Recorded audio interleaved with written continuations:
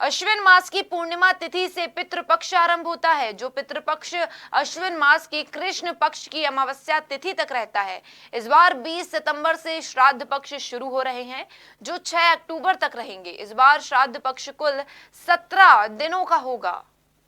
मान्यता है कि पितृपक्ष में पितरों का तर्पण करने पर उनका आशीर्वाद प्राप्त होता है। वहीं पितृपक्ष में मोक्षदायिनी शिप्रा किनारे पितरों का पिंडदान करना बहुत फलदायी माना जाता है, जिसके चलते उज्जैन के 84 महादेवों में शामिल अंकपात स्थित गया कोटा तीर्थ और भैरवगढ़ स्थित सिद्धवट महादेव के मंदिर पर श्राद्ध पक्ष की शुरुआत के पहले ही दिन अपने पूर्वजों की मोक्ष के लिए लोगों की भीड़ लगी रही। दूर दराज से आए लोगों ने अपने पितरों के मोक्ष के लिए दूध अर्पण कर पिंडदान एवं तर्पण कर मोक्ष की कामना की। कहा जाता है कि इन 15 दिनों में ये कर्म करने से पूर्वजों को मोक्ष की प्राप्ति होती है। जिस तरह तर्पण और पिंडदान को पूर्वजों के मोक्ष के लिए महत्वपूर्ण माना गया है, उसी तरह शास्त्रों की मान्यता है कि शिप्रा नदी के तट के किनारे स्थित सिद्धवट महादेव को श्राद्ध पक्ष के दौरान दूध अर्पण करने से अपने पूर्वजों एवं पितरों को मोक्ष मिलता है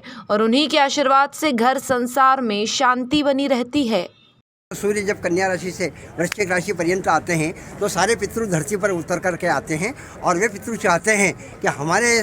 परिवार के द्वारा किस तरह से हमारा विधि विधान किया जा रहा है। जब यहाँ पर स्कंद पुराण के अंतर्गत यह आया है कि भगवान कृष्ण जब सांदीपनि आश्रम में पढ़ने के लिए आए थे, उनका अध्ययन पूर्ण होने के बाद में भगवान कृष्ण से माँ अरुंधति ने कहा था कि मेरे 7 बच्चे जो थे उसमें से 6 बच्चे गयासुर खा चुका है और 7वें को ले जाके पाताल में छुपा, आप 7 बच्चे ला करके दीजिए। तब भगवान ने कहा कि माँ वो 6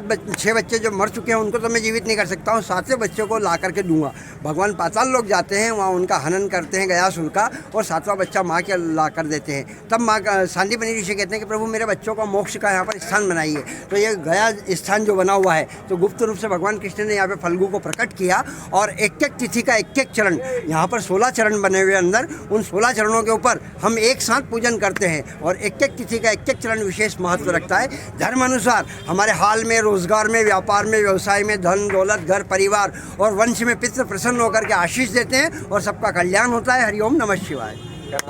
सर्वर्गीय महासभा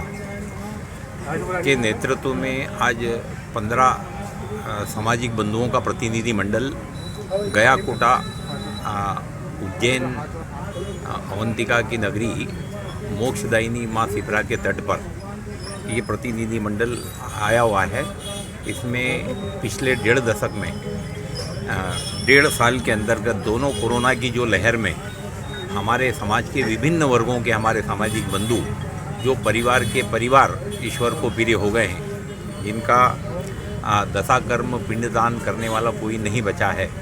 तो अखिल भारतीय जायसवाल सर्वर्गीय महासभा के प्रतिनिधि मंडल ने यह निर्णय लिया कि हम हमारे जाति के सभी वर्गों के बंधुओं के लिए, जिनका कोई भी यहाँ वारिस नहीं बचा है, उन लोगों का दशाकर्म पिंडदान करने के लिए यहाँ हम लोग इकट्ठा हुए हैं और आकाश जी महाराज के नेतृत्व में हम यह क्रिया संपादित कर रहे हैं और हम यह करने के प्रति हमारा कर्तव्य बोध हमें है कि हमारे सामाजिक बंधु नहीं रहे हैं, उसका निर्वाह करने हम सब लोग यहाँ आए हुए हैं। उज्जैन से विजेंद्र यादव की रिपोर्ट।